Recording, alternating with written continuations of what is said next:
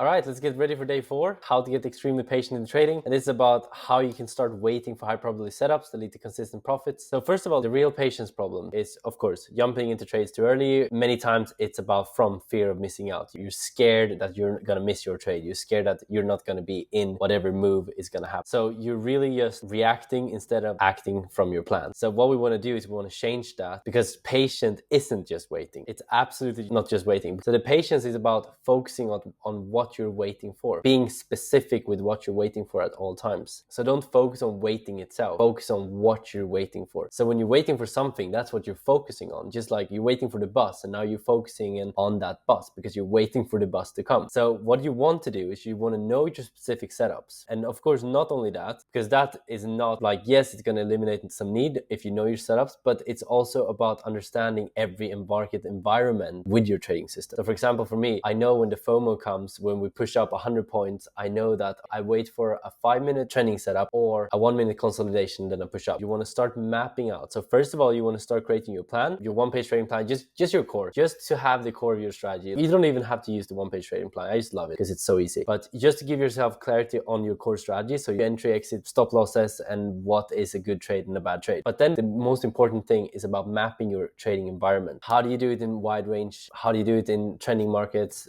slightly trending or really trending? What do you do and what emotions come up? So you map out your emotions and you map out the trading environment, so you know exactly what to do in every trading environment. Start focusing on what you're waiting for, and then you don't have to focus on being patient. Does that make sense? I hope so. And then of course you have to track your process. I use it in H1 just so I know what trade is easy, what trade is not easy for me to take. Many times we find that a specific market condition will trigger a specific behavior, and that's what we want to find by documenting the trades. And then you can identify patterns in the successful trades, but more so the importance is finding the bad trades so you can find the patterns in those. And that's the way I do it. With just in the next video, it's going to be about journaling, and in that I'm going to show you how you can track your entries, exit, and management, and also the trade rating. So then you will know what trades are easy to take, when are you going in early entries, and then you can start finding these market environments and start creating the patience, basically. One of the success stories that we had, he stopped entering trades too early because he knew what the signal was and he knew what the confirmation was. Because he took much less bad trades, because sometimes the trades doesn't even confirm. If you're not getting the confirmations, you're not taking the trade. You're not taking those bad trades. And the way we worked with him was basically, first of all, one-page trading plan, and then we didn't actually map out the trading environments. All we did was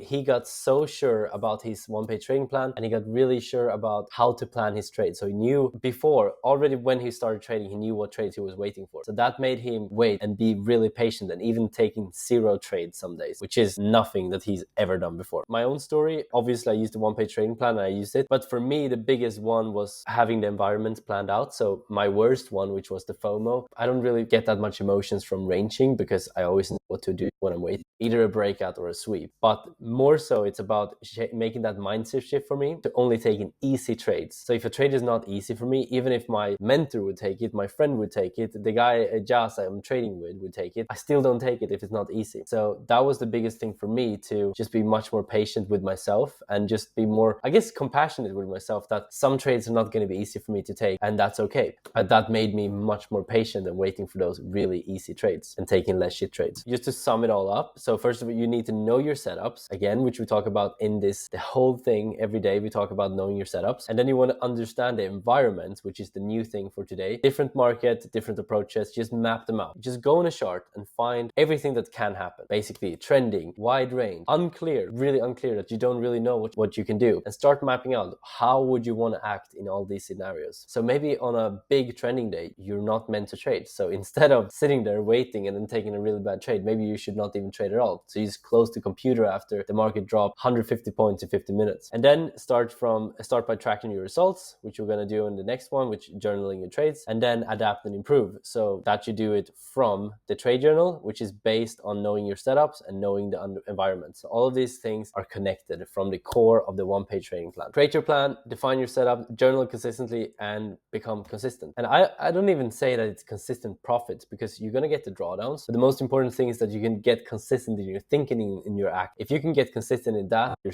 so much further ahead of all the other traders. If I would just focus on that the first 6 years of my trading, I would have been so much more profitable and I wouldn't have to waste that much time. That's why I want to create this easy step-by-step guide, because you don't have to waste that many years. You can just go on, get your setup, get your one system, trade your 1 hour per day, and just get it done. You don't need to wait 5 years to get profitable. You can do it now. So I hope that was helpful. Next one is trade journaling.